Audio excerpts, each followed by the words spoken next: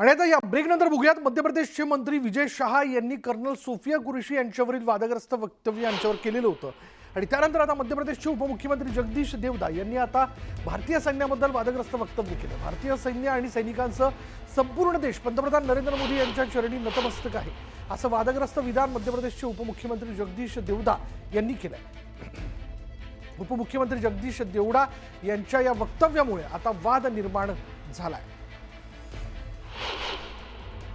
और यशस्वी प्रधानमंत्री जी को हम धन्यवाद देना चाहेंगे और पूरा देश की वो सेना, वो सैनिक उनके चरणों में नतमस्तक है।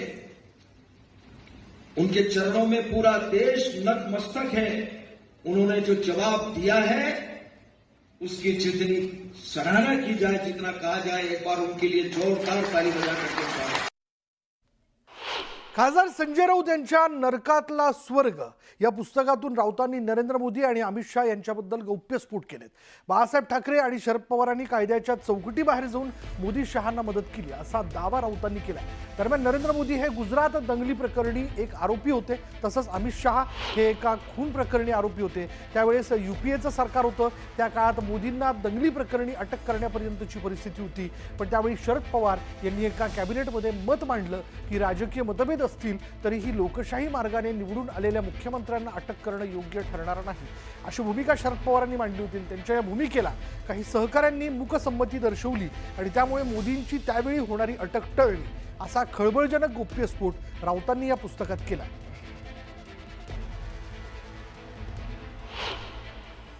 ज्यांनी आम्हाला राजकीय सुडापोटी तुरुंगात पाठवलं त्यांना मग माननीय शरद पवार साहेब असतील, माननीय इंद्रजित सम्राट बाळासाहेब ठाकरे असतील,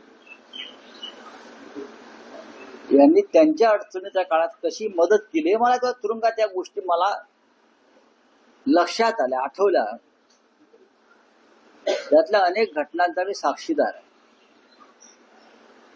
खरे म्हणजे मी अनेक गोष्टी माझ्या डोळ्यानं पाहिल्यात गेल्या अनेक वर्षामध्ये।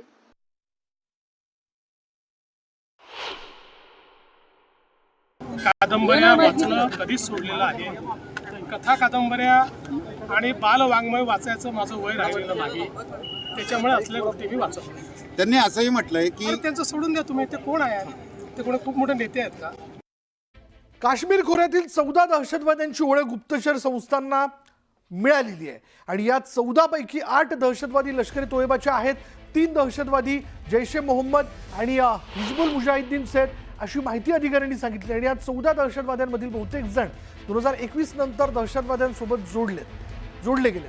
तर गेल्या 48 तासात भारतीय लष्कराने काश्मीर खोऱ्यात 6 दहशतवाद्यांचा खात्मा केला।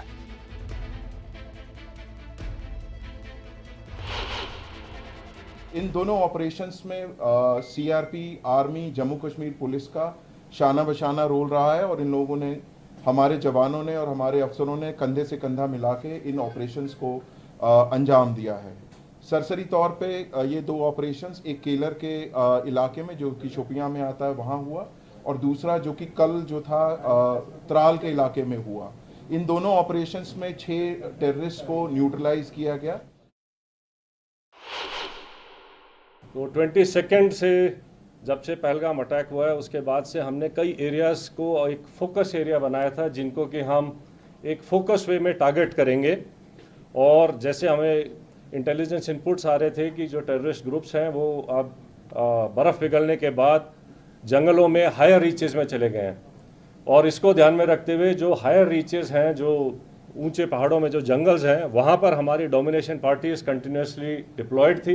लेकिन दोनों ऑपरेशंस को सक्सेसफुली जो अंजाम दिया गया वो शो करता है कि सिक्योरिटी फोर्सेस टेररिस्ट कहीं भी हों उनको ढूंढेंगे और न्यूट्रलाइज करेंगे। बरोबर भुज एअरबेसला भेट दिलेल्या संरक्षण मंत्र्यांनी पुन्हा एकदा पाकिस्तानला थेट इशारा दिला। ऑपरेशन सिंदूरमुळे संपूर्ण जगाने भारताचं सामर्थ्य पाहिलं।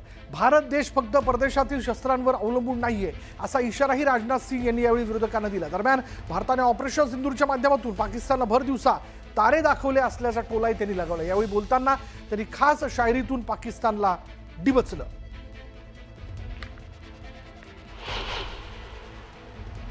साथियों, अब यह स्पष्ट हो गया है कि पाकिस्तान में आतंकवाद और वहां की सरकार का चोली दामन का संबंध है।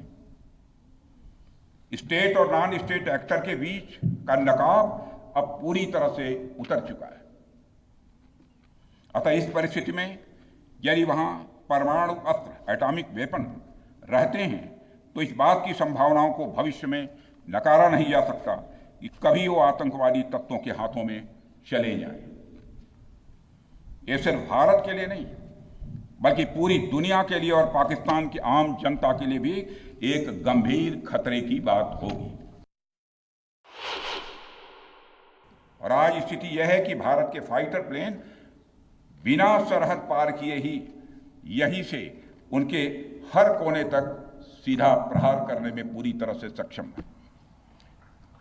और पूरी दुनिया ने देख लिया है कि कैसे आपने पाकिस्तान की धरती पर मौजूद आतंकवाद के 9 ठिकानों को ध्वस्त कर दिया। बाद में की गई कार्रवाई में उनके अनेक एयरबेस भी तबाह कर दिए। यह कहना गलत नहीं होगा, जितनी देर में लोग नाश्ता पानी निपटाते हैं उतनी देर में आपने दुश्मनों को निपटा दिया।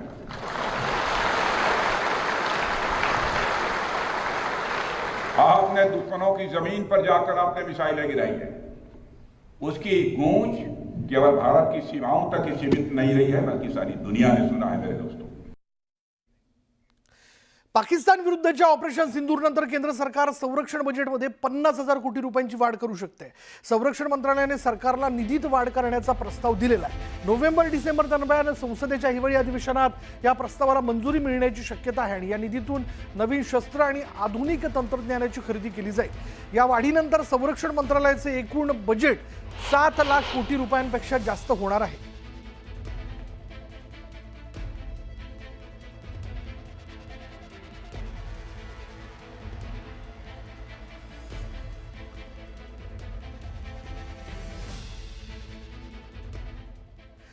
केंद्रीय गृहमंत्री अमित शाह यांनी आज नवी दिल्लीतील नॉर्थ ब्लॉक इथं नवीन मल्टी एजन्सी सेंटरचं उद्घाटन केलं। यावेळी बोलताना ऑपरेशन सिंदूर हे पंतप्रधान मोदींच्या प्रबळ राजकीय इच्छाशक्तीचं, गुप्तचर संस्थांकडून मिळालेल्या अचूक माहितीचं आणि आपल्या तिन्ही सैन्याच्या अतुलनीय प्रहार क्षमतेचं अद्वितीय प्रतीक असल्याचं गृहमंत्र्यांनी म्हटलं।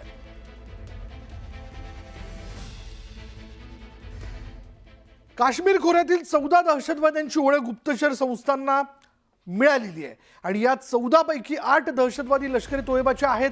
3 दहशतवादी जैश ए मोहम्मद आणि हिजबुल मुजाहिद्दीनचे आहेत अशी माहिती अधिकाऱ्यांनी सांगितली आणि यात 14 दहशतवाद्यांमधील बहुतेक जण 2021 नंतर दहशतवाद्यांसोबत जोडले गेले।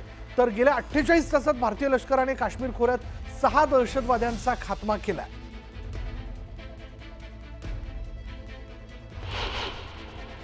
इन दोनों ऑपरेशंस में CRP, army, Jammu Kashmir police का शाना बशाना रोल रहा है और इन लोगों ने, हमारे जवानों ने और हमारे अफसरों ने कंधे से कंधा मिला के इन ऑपरेशंस को अंजाम दिया है। सरसरी तौर पे ये 2 ऑपरेशंस, एक केलर के इलाके में जो कि शोपियां में आता है वहाँ हुआ और दूसरा जो कि कल जो था त्राल के इलाके में हुआ। इन दोनों ऑपरेशंस में 6 टेररिस्ट को न्यूट्रलाइज किया गया। तो 22 से जब से पहलगाम अटैक हुआ है उसके बाद से हमने कई एरियाज़ को एक फोकस एरिया बनाया था जिनको कि हम एक फोकस वे में टारगेट करेंगे। और जैसे हमें इंटेलिजेंस इनपुट्स आ रहे थे कि जो टेररिस्ट ग्रुप्स हैं वो अब बर्फ़ पिघलने के बाद जंगलों में हायर रीचेज़ में चले गए हैं और इसको ध्यान में रखते हुए जो हायर रीचेज़ हैं, जो ऊंचे पहाड़ों में जो जंगल्स हैं, वहाँ पर हमारी डोमिनेशन पार्टीज कंटिन्यूसली डिप्लॉयड थी। लेकिन दोनों ऑपरेशंस को सक्सेसफुली जो अंजाम दिया गया वो शो करता है कि सिक्योरिटी फोर्सेस टेररिस्ट कहीं भी हों उनको ढूंढेंगे और न्यूट्रलाइज करेंगे।